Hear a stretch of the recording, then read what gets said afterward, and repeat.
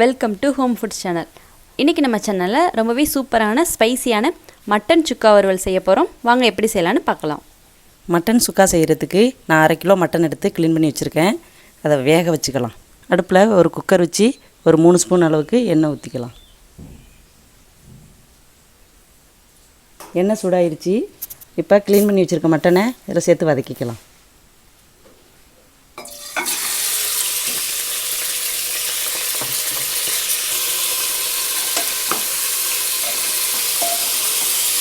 கறியை சேர்த்து அதுக்கப்புறம் ஒரு 1.5 ஸ்பூன் இஞ்சி பூண்டு பேஸ்ட்டு,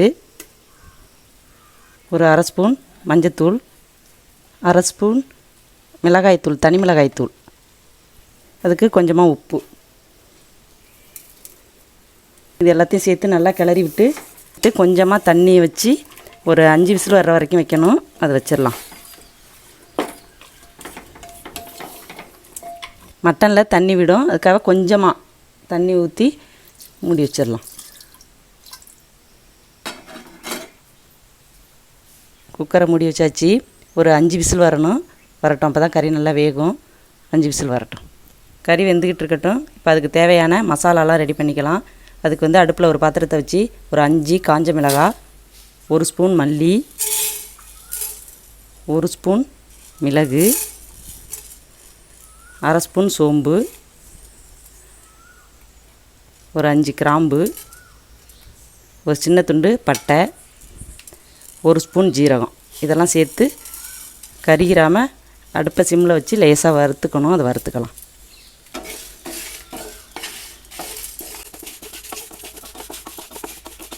வறுத்தாச்சு. இதை மிக்ஸி ஜாரில் போட்டு அரைச்சி எடுத்துக்கலாம்.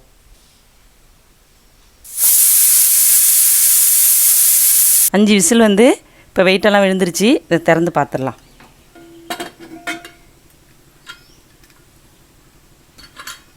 இப்போ கறியெல்லாம் நல்லா வெந்துருச்சு. இது கறி தனியாக எடுத்து வச்சுட்டு தண்ணி தனியாக எடுத்து வச்சிடலாம். கறி தனியாக தண்ணி தனியாக எடுத்து வச்சுட்டேன். இப்போ தண்ணி இவ்வளோது இருந்தது. இப்போ சுக்கா செய்கிறதுக்கு ஆரம்பிச்சிடலாம். அடுப்பில் ஒரு பாத்திரத்தை வச்சு ஒரு 2 ஸ்பூன் நெய் ஊற்றிக்கலாம். இது கூட 2 ஸ்பூன் நல்லெண்ணெய். எண்ணெய் காஞ்சிருச்சு. ஒரு 150 கிராம் சின்ன வெங்காயம் எடுத்து சின்னதாக கட் பண்ணி வச்சுருக்கேன். அதை இதில் சேர்த்து வதக்கிக்கலாம்.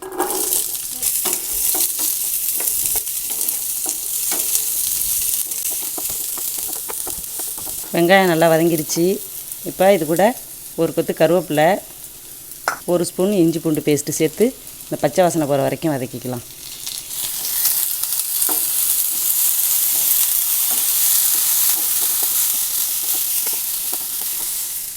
இஞ்சி பூண்டு பச்சை வாசனை எல்லாம் போயிடுச்சு. இப்போ கறியை சேர்த்துக்கலாம். அது கூட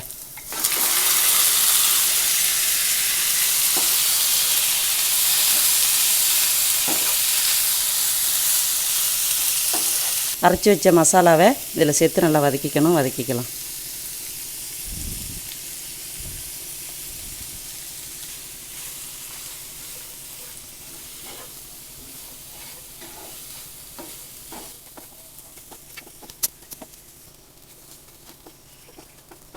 இப்போ இது கூட கறி தண்ணி எடுத்து வச்சுருக்கோம்ல, அந்த தண்ணியை இது கூட சேர்த்துக்கணும்.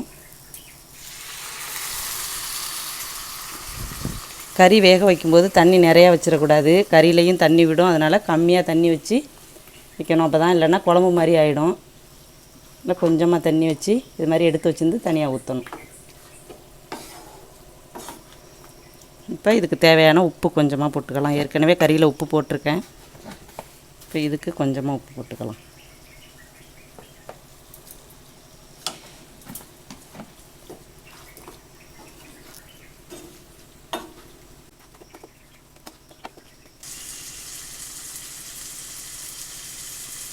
கறி தண்ணியை ஊற்றி ஒரு 10லேருந்து ஒரு 15 நிமிஷம் ஊற்றி நல்லா சிம்லேயே வச்சு கிண்டி விட்டுகிட்டே இருக்கணும். அப்போ தான் அந்த தண்ணியெல்லாம் நல்லா வற்றி இது மாதிரி பொலன்னு இப்படி வரணும். இப்போ தான் அந்த எண்ணெயெல்லாம் பிரிஞ்சு வருது பாருங்கள். இன்னும் ஒரு 2 நிமிஷம் இருந்தால் இது ரெடி ஆகிடும். இப்படியே இருக்கட்டும். இப்போ மட்டன் சுக்கா ரெடி ஆயிடுச்சு. இப்போ லாஸ்ட்டாக ஒரு கொத்து கருவேப்பிலையை போட்டு கிளறி விட்டு ஸ்டவ் ஆஃப் பண்ணிட வேண்டியது தான்.